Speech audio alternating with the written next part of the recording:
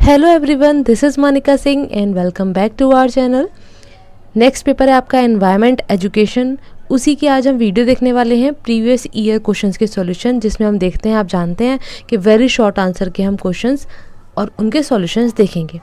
यहाँ हम 2022 और 23 के सॉल्यूशन देखने वाले हैं। इससे पहले 2021 तक के सॉल्यूशन पहले से प्रोवाइडेड हैं, आपने देखा है, बहुत अच्छी बात है। यदि नहीं देख पाए हैं तो आप वो वीडियो देख सकते हैं, डिस्क्रिप्शन में भी मैं लिंक दे दूँगी। इसी के साथ प्लेलिस्ट है BEd second year important questions and PYQs की, वहाँ से भी आप जाकर देख सकते हैं। सबसे पहले है आपका what is rain water harvesting, वर्षा जल संग्रहण क्या है। तो ये नाम से ही पता चल रहा है, संग्रहण मतलब कि हम जल का संग्रहण कलेक्शन कर रहे होंगे। तो यहाँ रेन वाटर को कलेक्ट और स्टोर किया जाता है और जिससे कि हम उसका बाद में यूज़ कर सकें। इस रेन वाटर को वेस्ट ना हो पाए या ये ऐसे ही ना बह जाए, इसके लिए हम रूफ टॉप्स पर मतलब घर की छत, इस तरह की सतहों पर उसे कैप्चर कर लेते हैं, इकट्ठा कर लेते हैं। उसके बाद उन्हें टैंक, बैरल या रिजर्वायर्स में स्टोर किया जाता है और इस स्टोर पानी को हम कई कामों में इस्तेमाल कर सकते हैं, जैसे पौधों को पानी देने के लिए, टॉयलेट साफ़ करने के लिए, कार वॉश करने के लिए और साथ ही साथ पीने के लिए भी, जब उसे अच्छे से ट्रीट कर लिया जाए, मतलब साफ़ कर लिया जाए। इसी के साथ रेन वाटर हार्वेस्टिंग ये वाटर को कंजर्व करने में और फ्लड की जो गुंजाइश है, चांसेस हैं, उसको कम करने में हेल्प करती है। नेक्स्ट हम देखें तो what is forest conservation act. Forest conservation act क्या है, ये 2022 में पूछा गया और इसी के साथ 2023 में पूछा गया कि फॉरेस्ट कंजर्वेशन एक्ट कब लागू किया गया या कब आया। तो ये 1980 में आया था, 1980 में, और इसका काम क्या था, नाम से हम जान रहे हैं, फॉरेस्ट कंजर्वेशन, फॉरेस्ट को कंजर्व करने के लिए, कंट्री के फॉरेस्ट और उसके रिसोर्सेज को प्रिजर्व करने के लिए ये एक एक्ट लाया गया। इसका प्राइमरी गोल था, मतलब इसका प्राथमिक लक्ष्य था डिफॉरेस्टेशन को रोकना, मतलब वनों की कटाई को रोकना और फॉरेस्ट को कंजर्व करना। इसके द्वारा कई सारे ऐसे नियम बनाए गए, रेस्ट्रिक्शंस लगाए गए कि यदि आप ऐसी कोई एक्टिविटी करते हैं फॉरेस्ट की लैंड पर जो कि गैर कानूनी है इस एक्ट के द्वारा, तो आपको उसके लिए सज़ा मिल सकती है। वो फाइन के रूप में भी हो सकती है या इम्प्रिजनमेंट भी हो सकता है, कि आपको कैद भी हो सकती है, जेल भी जा सकते हैं। इसी के साथ में कोई भी ऐसी एक्टिविटी करनी है फॉरेस्ट लैंड पर जो ज़रूरी है, आप करना चाहते हैं, तो उसके लिए आपको सेंट्रल गवर्नमेंट से अप्रूवल लेना पड़ेगा। ठीक है, किन एक्टिविटीज़ को यहाँ बैन किया गया, जैसे कि एग्रीकल्चर, फॉरेस्ट में आप एग्रीकल्चर नहीं कर सकते, या वनों की कटाई करना, ठीक है, किसी प्रकार के वहाँ के रिसोर्सेज को यूज़ करना बिना अप्रूवल के, बिना गवर्नमेंट की परमिशन के। बाद में इस एक्ट को 1988 में अमेंड भी किया गया, उसमें संशोधन भी किया गया और ज़्यादा उसमें ऐसे पेनल्टीज़ को स्ट्रॉन्ग किया गया, स्ट्रेंथन किया गया, जिससे आप कोई वायलेशन कर रहे हैं ऐसा, तो उसको आपको सज़ा दी जा सके, या फिर रूल्स हैं उनको बहुत अच्छे से यहाँ और ज़्यादा एनहेंस किया गया। ठीक है, ये हो गया आपका फॉरेस्ट कंजर्वेशन एक्ट। तो इसी तरीके से कुछ भी पूछा गया है ना एक्ट के बारे में या कुछ, तो वो क्या है ये भी पूछा जा सकता है और किस ईयर में आया ये भी पूछा जा सकता है। इसके साथ में और भी है, जैसे कि प्रोजेक्ट टाइगर भी इसी से जुड़ा हुआ है, फॉरेस्ट कंजर्वेशन से, है ना, क्योंकि ये भी क्या है, एनवायरनमेंट प्रोटेक्शन का एक्ट है। तो एनवायरनमेंट प्रोटेक्शन हो या फिर ये वाइल्ड लाइफ प्रोटेक्शन हो, पोल्यूशन प्रिवेंशन, ये सारे एक्ट हैं। तो मोटा मोटा आप ये देख लेंगे किस ईयर में आए। जैसे हम बात करें एनवायरनमेंट प्रोटेक्शन एक्ट की, तो सबसे पहले 1986 में आया था।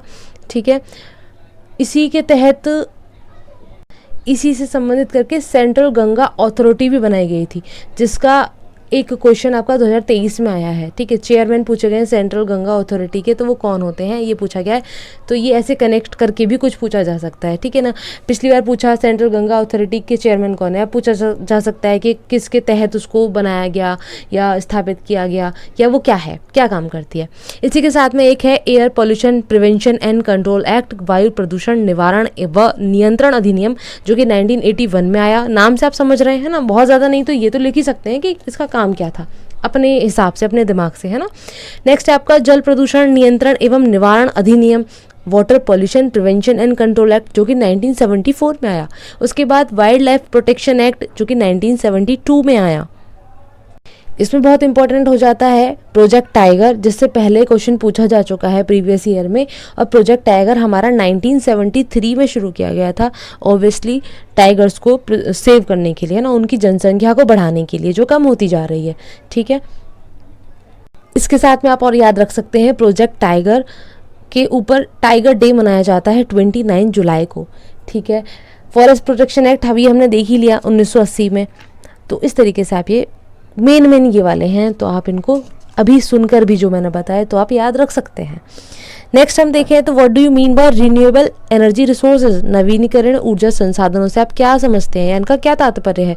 तो एनर्जी रिसोर्सेज, नेचुरल रिसोर्सेज आप देख सकते हैं, नेचुरल रिसोर्सेज के बारे में कुछ ना कुछ आपसे पूछा जा सकता है, क्योंकि ये रिन्यूएबल और नॉन रिन्यूएबल रिसोर्सेज ये नेचुरल रिसोर्सेज में ही आते हैं। हम देखें तो नेचुरल रिसोर्सेज में तीन प्रकार से बटा हुआ है। पहला है इन्वायरमेंटल फैक्टर्स के आधार पर, तो बायोटिक, अबायोटिक, जैविक और अजैविक, ठीक है। दूसरा होता है रिन्यूएबिलिटी के आधार पर, तो रिन्यूएबल होता है पुनर्जीवित होने वाले, नॉन रिन्यूएबल पुनर्जीवित ना होने वाले जिनको फिर से आप प्राप्त नहीं कर सकते, रिसाइक्लेबल पुनर्चक्रणीय, और है इन एग्जॉस्टेबल अक्षय संसाधन, ठीक है। फिर हमारा आता है एक डिस्ट्रीब्यूशन के आधार पर, तो ये दो होते हैं सर्वत्र सुलभ और स्थानीकृत, मतलब जो हर जगह है, यूनिवर्सल है, और लोकल या रीजन बेसिस है, एक ही जगह पर मिलेंगे, ठीक है। जैसे यूनिवर्सल क्या है, वायु हर जगह मिलती है आपको, है ना। ऐसा तो नहीं है कि इंडिया में अलग वायु चल रही है और अमेरिका में अलग प्रकार की वायु, या वायु है ही नहीं। लेकिन स्थानीकृत देखें तो हम ऐसे है कि कुछ फसलें हैं जो किसी एक देश में होती हैं, किसी एक राज्य में होती हैं, और कुछ फसलें हैं जो कि दूसरे राज्य में होती हैं, ठीक है, समझ गए होंगे। तो यहाँ यहाँ रिन्यूएबल रिसोर्सेज के बारे में पूछा है, नवीनकरणीय। तो कौन से होते हैं ये, जो प्राकृतिक प्रक्रियाओं से आते हैं, जिनकी निरंतर पूर्ति होती रहती है, मतलब ये प्रकृति में उपलब्ध रहते हैं, जिनका आप यूज़ कर लेंगे तो फिर से आप इनका यूज़ कर सकते हैं, बार बार ये बनते रहते हैं। जैसे कि सौर ऊर्जा, पवन ऊर्जा, जल विद्युत, बायोमास या ज्वारीय और तरंग ऊर्जा। नेक्स्ट हमारा है वर्ल्ड एनवायरनमेंट डे, तो इसके ऊपर क्वेश्चन आया कब मनाया जाता है, 2020, 21, 22 तीनों साल में लगातार पूछा गया है। तो कुछ डेज ऐसे फेमस थे, तो वो आप ज़रूर कर लेंगे। वर्ल्ड एनवायरनमेंट डे, विश्व पर्यावरण दिवस अभी आने भी वाला है जून में, 5 जून को है, ठीक है। ऐसे अर्थ डे हो गया, टाइगर डे भी मैंने आपको बताया, है ना। ऐसे और भी कुछ मेन डेज हैं, वो आप देख लेना, ठीक। नेक्स्ट हमारा write the full form of कोविड-19, तो कोविड-19 क्योंकि 2022 में बहुत ज़्यादा ऐसे करंट का टॉपिक था, ठीक है, और पूरे समाज को इफेक्ट किया हुआ था, एनवायरनमेंट को भी इफेक्ट किया हुआ था, है ना। उसकी वजह से कुछ चेंजेस आ रहे थे एनवायरनमेंट में, आपने देखे होंगे। तो इस तरीके से ये कोविड-19 क्या एग्जामिनर की पसंद हो गया है यहाँ पर, क्योंकि नया है, ताज़ा टॉपिक था, तो उन्होंने यहाँ पे इसके बारे में रख दिया। अब ये रिपीटेड नहीं हो सकता क्योंकि 22 तक ही था ये ना, तो उससे पहले कोई मतलब नहीं इसका, 2023 में भी इसका कोई क्वेश्चन रिपीट नहीं हुआ। तो इसको ऐसे बहुत ज़्यादा ऐसे सोचने की ज़रूरत नहीं है कि ये आएगा ही। तो आप अपने जो सब्जेक्ट के अकॉर्डिंग है, मतलब सिलेबस के अकॉर्डिंग है, वो आप ध्यान रखिएगा कि इसमें से क्या क्या आ सकता है, ठीक है। इसके ऐसे आने के बहुत ज़्यादा ऐसे कोई चांसेस नहीं हैं। वैसे यहाँ देख लेंगे, फुल फॉर्म है इसकी पूरी, कोरोना वायरस डिजीज़ 2019। ये हुआ था SARS-CoV-2 वायरस के वजह से। नेक्स्ट हमारा है कि कोरोना पीड़ित रोगियों के लिए किस गैस की आपूर्ति का संकट होता है या होता था, आपने देखा तो पाया गया वो था ऑक्सीजन गैस। नेक्स्ट है हमारा ग्लोबल वार्मिंग को परिभाषित कीजिए, तो ये किसकी वजह से होता है, ये भी आपसे पूछा जा सकता है, ठीक है। इसके परिणाम क्या हो सकते हैं, ये भी आपसे पूछा जा सकता है। तो आप बताएंगे यहाँ पर फिलहाल कि ग्लोबल वार्मिंग है क्या। तो जब एवरेज सरफेस टेम्परेचर किसका, अर्थ का, वो कुछ बढ़ जाता है, एवरेज से कुछ बढ़ जाता है, तो आप ग्लोबल वार्मिंग का इफेक्ट देखते हैं। ये ह्यूमन एक्टिविटीज़ की वजह से होता है, जिसकी वजह से ग्रीन हाउस गैसेस का एमिशन होता है, मतलब उनका निकलना होता है, किसका, carbon dioxide, methane, nitrous oxide. ये एटमॉस्फेयर में ये गैसेस हीट को ट्रैप कर देती हैं, जो सूरज की रोशनी आ रही है, धूप आ रही है, गर्मी आ रही है, उसको ट्रैप कर देती हैं, रोक देती हैं, जिसकी वजह से टेम्परेचर ग्रेजुअली बढ़ने लगता है, लगातार धीरे धीरे वो बढ़ने लगता है, जिसकी वजह से वेदर में कुछ मौसम में चेंजेस आता है और सी लेवल बढ़ जाएगा, मतलब ग्लेशियर्स वगैरह आपने पिघलने का सुना होगा, है ना, जिसकी वजह से सी लेवल बढ़ जाएगा। तो वो पानी फिर आगे नदियों में या और भी जगह पे बढ़ता हुआ आपको नज़र आएगा, या जो सी के बराबर वाले, मतलब किनारे वाले जो एरिया है, कुछ राज्य पड़ते हैं, देश पड़ते हैं, वहाँ उसका इफेक्ट देखने को मिलेगा, ठीक है। और इसके साथ ही इकोसिस्टम में भी कुछ इफेक्ट या बदलाव देखने को मिलता है वर्ल्ड वाइड। नेक्स्ट हमारा है mention the 3 precautions for the safety from corona virus. तो ये आप तो बहुत अच्छे से जानते हैं कि मास्क पहनिए, सोशल डिस्टेंसिंग रखिए, हाइजीन रखिए, वैक्सीनेटेड रहिए, इस तरीके से यहाँ पे प्रिकॉशंस आप रख सकते हैं। नेक्स्ट हमारा है mention the 3 non renewable energy resources, 3 गैर नवीकरणीय ऊर्जा स्रोत पूछे हैं। यहाँ स्रोत पूछ लिए कि क्या रिसोर्सेज हैं, वो उनके नाम बताइए, ऊपर पूछ लिया रिन्यूएबल का कि उसको आप समझते क्या है, उनसे क्या होते हैं वो बताइए। और 2023 में भी ये नॉन रिन्यूएबल पूछा गया है, लेकिन सिर्फ रिसोर्सेज के नाम नहीं पूछे गए, आपसे पूछा गया है कि वो होता क्या है, उससे आप क्या समझते हैं। ठीक है, तो ऐसे कुछ भी पूछा जा सकता है कि आप उनके नाम भी बता दीजिए या आप उसके बारे में बता दीजिए। तो ये क्या है, पेट्रोल, डीजल, ऑयल मतलब फॉसिल फ्यूल्स, कोल, नेचुरल गैस, मिनरल्स और metals. Right the full form of WHO, बहुत ही सिंपल है। ठीक है, तो क्योंकि ये हेल्थ, इन्वायरमेंट वगैरह जुड़े हुए कुछ ऐसे फुल फॉर्म आपसे पूछे जा सकते हैं, तो आप ये देख लेंगे, इनको याद करके जाएंगे। पहले भी ऐसा पूछा जा चुका है, जैसे कि आप यूनेस्को देख सकते हैं ना, यूनेस्को का फुल फॉर्म देख सकते हैं। तो यहाँ WHO क्या है, वर्ल्ड हेल्थ ऑर्गेनाइजेशन, जो कि आप बहुत अच्छे से जानते होंगे पहले से भी। नेक्स्ट है 2023 का पेपर। तो सबसे पहले फूलों की घाटी किस राज्य में स्थित है, तो ये कहाँ है, उत्तराखंड में, आपको पता होगा। ये 2020 में भी रिपीट हुआ है। नेक्स्ट हमारा इकोसिस्टम, ये टर्म किसने बताया, किसने दिया, 2020 में ये रिपीट हुआ, तो ये टर्म दिया था AG टेंसरे ने। नेक्स्ट हमारा है how many layers are there in the atmosphere, वायुमंडल में कितनी परतें हैं, तो आप जानते हैं 5 परतें हैं, है ना, आप पहले से भी स्कूल में पढ़ते आए होंगे।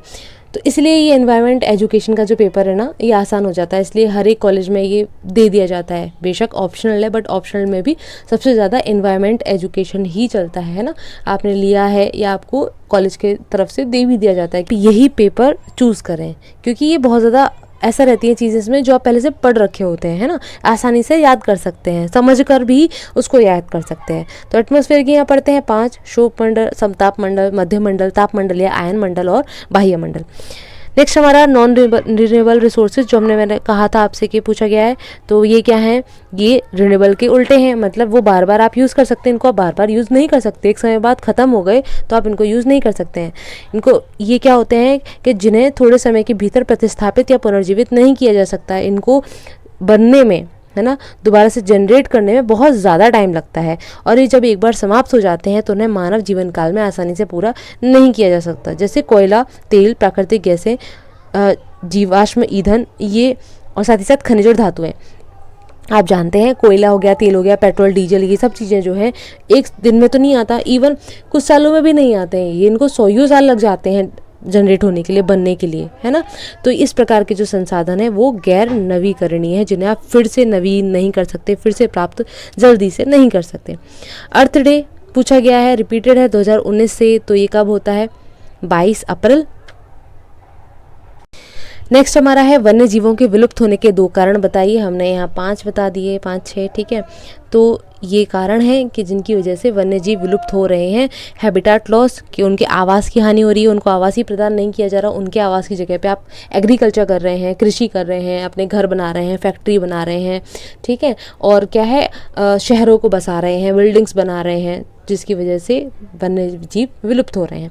नेक्स्ट क्लाइमेट चेंज और पॉल्यूशन हो सकता है। दूसरा है पॉचिंग ऑफ वाइल्ड लाइफ, मतलब आप जो वन्य जीवन है उनका अवैध शिकार कर रहे हैं। नेक्स्ट है मैन वाइल्ड लाइफ कन्फ्लिक्ट्स, मतलब मानव वन्य जीवन में संघर्ष। कैसा संघर्ष, कि आप रिसोर्सेज के लिए वन में जा रहे हैं, ठीक है, जिसकी वजह से जानवरों को हानि हो रही है, ठीक है, उनके जीवन में, उनके जो खान पान है उसके लाइफ स्टाइल वगैरह में हानि हो रही है, उनको डिस्टर्बेंस हो रही है। दूसरा, जब उनको घर नहीं बचा हुआ है तो जो वन्य जीव हैं वो किस तरफ आ रहे हैं, आपके आवास की तरफ आ रहे हैं, आपके खेतों की तरफ आ रहे हैं, जिसकी वजह से आप उनसे परेशान हो रहे हैं। तो इस तरीके का जो दोनों के बीच में कन्फ्लिक्ट है वो हम मानव वन्य जीवन संघर्ष या मैन वाइल्ड लाइफ कन्फ्लिक्ट कह देते हैं। नेक्स्ट हमारा है अवैध वन्य जीव व्यापार, इलीगल वाइल्ड लाइफ ट्रेड, क्योंकि बहुत सारे ऐसे हैं, हिरन, शेर या फिर जैसे हाथी के दांत हैं, ठीक है, ये चीज़ें जो इंसान है वो अपने फ़ायदे के लिए यूज़ कर रहा है, कि वो इससे बिजनेस करते हैं, है ना, बाहर विदेश में इनसे बहुत चीज़ें ऐसे बनाई जा रही हैं, तो जो ये व्यापार में यूज़ की जाती हैं, तो ऑब्वियसली वन्य जीव का क्या होगा, ह्रास होगा, कमी होगी। आगे हम देखें तो give any one cause of ozone hole, ozone क्षेत्र का कोई कारण बताइए, जो कि 2018 में भी रिपीट हुआ था। तो इसका बहुत ज़्यादा मेन कारण क्या है, बड़ा कारण है CFC, क्लोरोफ्लोरोकार्बन्स, जिसकी वजह से ओजोन की लेयर में छिद्र या होल पाया जा रहा है, ठीक। नेक्स्ट हमारा who is chairman of central Ganga authority, तो वो होते हैं प्राइम मिनिस्टर ऑफ इंडिया, कोई भी हो उस समय पे, ठीक है। जैसे 1986 में ये शुरू किया गया, 85-86 लगभग, तो उस टाइम PM थे राजीव गांधी, तो उनके द्वारा ये चीज़ें शुरू की गई थी, जो अब आगे चल रही हैं, आप देख भी रहे हैं ना।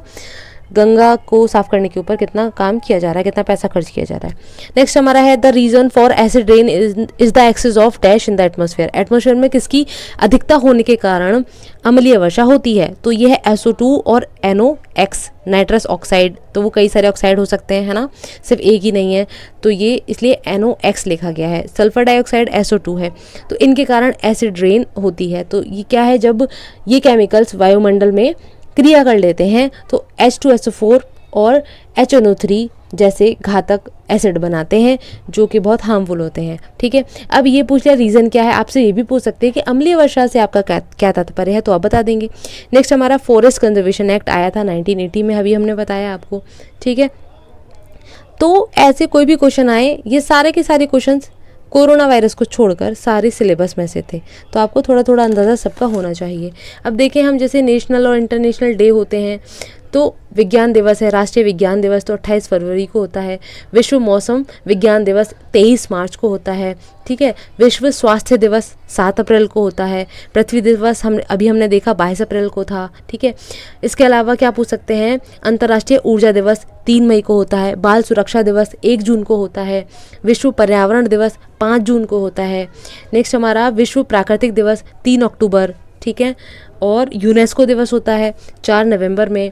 राष्ट्रीय पर्यावरण दिवस पहले हमने पढ़ा अंतर्राष्ट्रीय था, है ना, विश्व पर्यावरण दिवस वो 5 जून को था। राष्ट्रीय स्तर पर देखें तो 25 नवंबर को मनाया जाता है। ठीक है, ये आपके डेज कुछ हो गए। प्रीवियस ईयर में आप देखना, वहाँ पर मैंने डेज भी बताए हुए हैं और कुछ नेशनल पार्क्स के बारे में भी बताया हुआ है, वहाँ कुछ नाम बताए गए हैं, क्योंकि प्रीवियस ईयर में नेशनल पार्क्स भी पूछे गए हैं कि कौन सा पार्क कहाँ पर है। ठीक, यहाँ पूरी कोशिश की गई है कि आपको थोड़ा गाइड किया जा सके, है ना, इनकी मदद से आप वेरी शॉर्ट क्वेश्चन लगभग कर सकते हैं। ठीक है, और रिपीटेड में तो क्वेश्चन रहते ही हैं आपके, जैसे पारिस्थितिकी तंत्र से आ गया, ठीक, नेचुरल रिसोर्सेज से क्वेश्चन आ गया। जो आपकी फर्स्ट यूनिट है एनवायरनमेंट, उससे रिलेटेड क्वेश्चन आ गया कि उससे आप क्या समझते हैं, उसकी क्या विशेषताएं हैं, है ना। और क्या है आपका बायोडाइवर्सिटी है, उससे आ सकता है। पोल्यूशन से कोई क्वेश्चन आ सकता है, किसी प्रकार का पोल्यूशन के बारे में पूछ लिया आपसे, वायु प्रदूषण है या ध्वनि प्रदूषण है। ठीक है, और ये तो आते ही हैं, ओजोन परत, कुछ ना कुछ भूकंप वगैरह से संबंधित, बाढ़, अम्लीय वर्षा, है ना, इनसे कोई ना कोई क्वेश्चन ज़रूर आएगा, शॉर्ट में आ जाते हैं स्पेशली। ठीक है, यहाँ ये वीडियो यहाँ तक था, आज कंप्लीट हो चुका है। आपके एग्ज़ाम भी एनवायरनमेंट एजुकेशन के साथ में कंप्लीट हो जाएंगे। अब कोई भी क्वेरी है तो आप पूछ लीजिएगा इस क्वेश्चन में, इस क्वेश्चन पेपर में या इस पेपर में। ठीक है, और आगे आपके प्रैक्टिकल होने वाले हैं, उनकी डेट्स आपको बता दी गई हैं, तो वो वीडियो अपलोड है। प्रैक्टिकल से रिलेटेड कोई भी क्वेरी है वो आप पूछ सकते हैं, तो कमेंट कर लीजिए। टेलीग्राम चैनल है वो आप जानते हैं, मेल कर सकते हैं। तो कोई भी क्वेरी है, कैसी भी क्वेरी है तो आप रख सकते हैं। इसी के साथ नेक्स्ट वीडियो में मिलते हैं। Thanks for watching.